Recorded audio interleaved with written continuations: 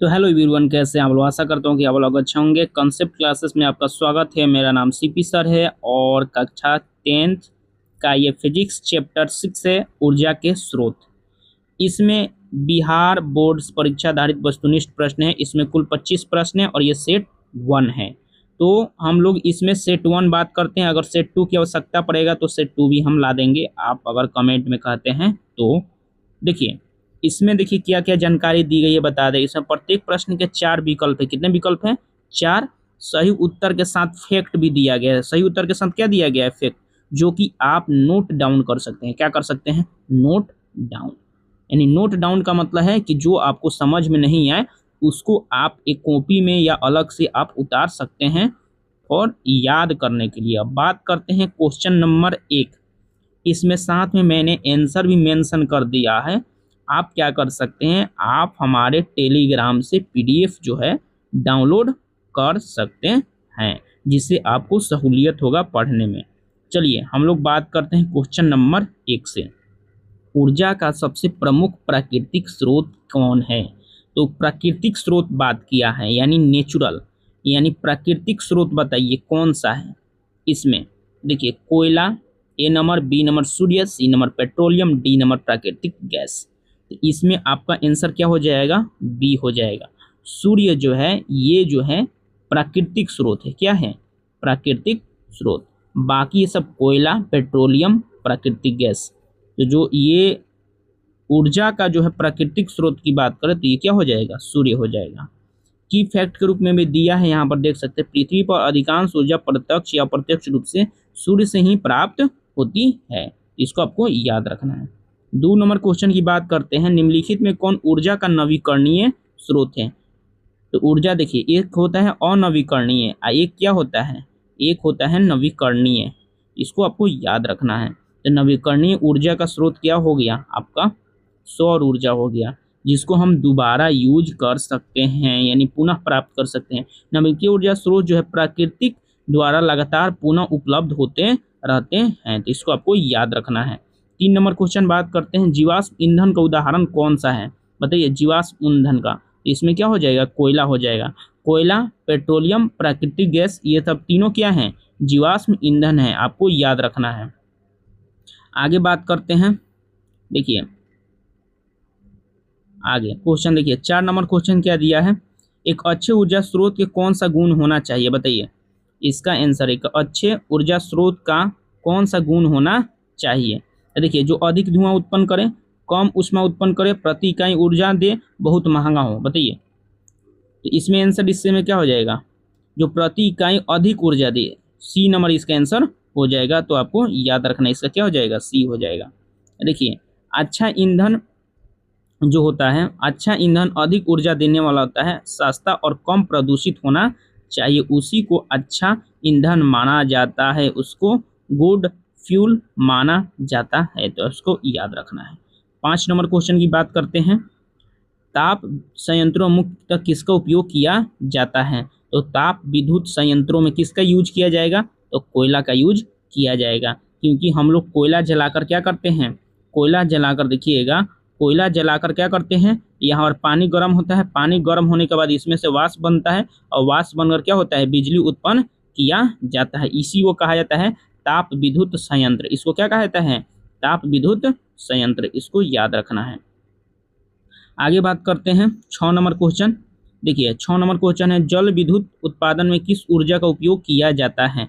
देखिए, तो जल विद्युत जल से बनेगा। किससे बनेगा? जल से। जब मान लीजिए कोई टरबाइन है, पंखी लगा है, क्या लगा है? पंखी। तो उस पर जल गिरेगा। क्या गिरेगा? जल। तभी ना टरबाइन चलेगा। इसमें बहते गिरते जल का ऊर्जा का स्रोत होना चाहिए। तो देखिए, इसमें जो है बांधों से संग्रहित जल स्थिति ऊर्जा होती है, इसको विद्युत ऊर्जा में बदला जाता है। तो क्वेश्चन भी आता है कि जो बांध होते हैं, यानी जो डैम होते हैं, क्या होते हैं? डैम। डैम से जो ऊर्जा होती है, तो वो जो होती है पानी स्थितिज ऊर्जा में रहता है। किस में रहता है? स्थितिज ऊर्जा में, और उससे बदला जाता है विद्युत ऊर्जा। आगे बात करते हैं 7 नंबर क्वेश्चन। देखिए, पवन ऊर्जा प्राप्त करने के लिए किस यंत्र का उपयोग किया जाता है? तो पवन चक्की। आप लोगों ने देखा होगा इस तरह का पवन चक्की, आप लोगों ने मूवी में कहीं देखा होगा। इस तरह का आप लोगों ने पवन चक्की देखा होगा, जो चलती है, जहाँ राजस्थान होगा, हो गया, राजस्थान हो गया आपका एरिया, हरियाणा वाला एरिया हो गया, यानी जहाँ पर हवा तेज हो वहीं पे। देखिए की इफेक्ट बाद तेज हवा पवन चक्की के ब्लेड को घुमाती है और बिजली उत्पन्न में सहायता करती है, इसको आपको याद रखना है। 8 नंबर क्वेश्चन की बात करते हैं। देखिए 8 नंबर क्वेश्चन क्या है, सौर ऊर्जा को विद्युत ऊर्जा में बदलने वाला उपकरण कौन सा है? सौर कुकर, सौर सेल, पवन चक्की, टरबाइन। तो इसका क्या हो जाएगा? सौर सेल हो जाएगा, आपको याद रखना है। 9 नंबर क्वेश्चन बात करते हैं, सौर सेल बनाने में मुख्यतः किस पदार्थ का उपयोग किया जाता है? बताइए। सौर सेल यानी जो सौर सेल यानी सोलर जो बनता है, क्या बनता है? सोलर जो बनता है उसमें किसका उपयोग किया जाता है? इसमें आपका सिलिकॉन का यूज किया जाता है, क्योंकि देखिए सिलिकॉन जो होता है अर्धचालक होता है। क्या होता है? अर्धचालक। सिलिकॉन होता है और एक और बताइए। एक हो गया तो सिलिकॉन और एक क्या हो गया? जर्मेनियम। एक क्या हो गया? जर्मेनियम। तो दोनों आपको याद रखना है। बायोगैस का मुख्य घटक क्या है? बताइए। बायोगैस में कौन सा गैस निकलता है? Methane gas. मीथेन गैस सूत्र क्या होता है? CH4। तो आपको याद रखना है। देखिए बायोगैस किससे प्राप्त की जाती है? सूर्य के प्रकाश से, जैविक अपशिष्ट, समुद्री जल से, कोयले से। तो आपका जैविक अपशिष्ट हो जाएगा। आगे बात करते हैं 12 नंबर क्वेश्चन, निम्नलिखित में कौन अनवीकरणीय ऊर्जा के स्रोत हैं? बताइए अनवीकरणीय कौन सा है? कोई पवन हो गया, सौर ऊर्जा हो गया, कोयला हो गया, जल हो गया। तो कोयला आपका आंसर हो जाएगा। आगे बात करते हैं 13 नंबर क्वेश्चन है, समुद्री लहरें प्राप्त ऊर्जा होती है, कौन सी ऊर्जा? बताइए। इसमें तरंग ऊर्जा आपका हो जाएगा, तरंग के रूप में ये जो है उठती रहती है। 14 नंबर क्वेश्चन बात करते हैं, पृथ्वी के अंदर ऊष्मा को प्राप्त ऊर्जा को क्या कहते हैं? बताइए।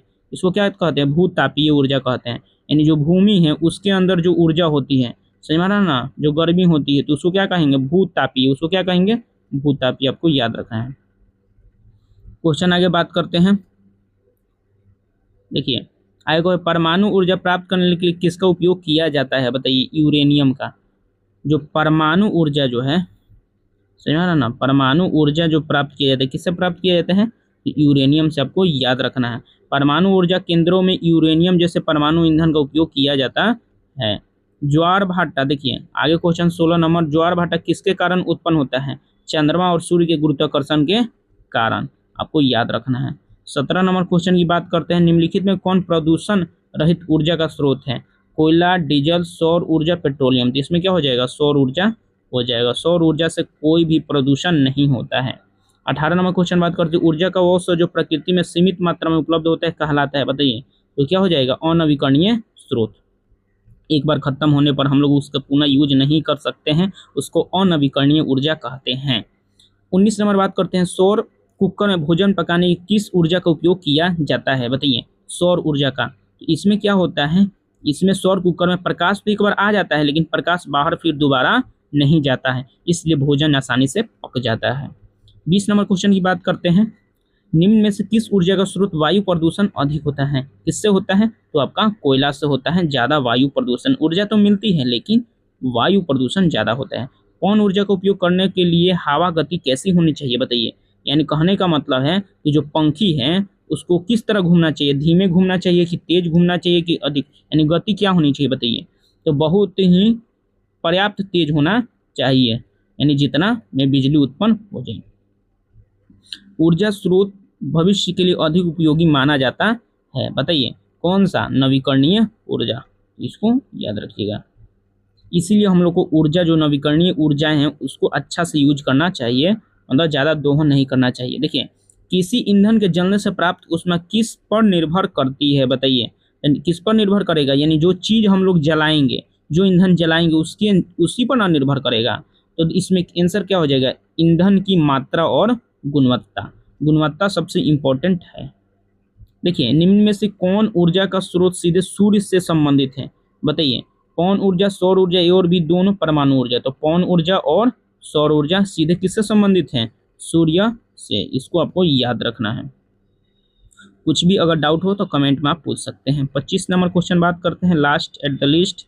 तो ऊर्जा के स्रोत के चयन के में सबसे महत्वपूर्ण ज्ञान, केवल अधिक ऊर्जा देना, केवल सस्ता, ऊर्जा लागत उपलब्ध, पर्यावरण प्रभाव, केवल सुंदर दिखना। तो इसका आंसर आप कमेंट में दीजिएगा। और ये आपका सेट 1 था, इसमें 25 क्वेश्चन था। और मिलेंगे सेट 2 में, कमेंट कीजिएगा तो सेट 2 आपको हम पढ़ा देंगे।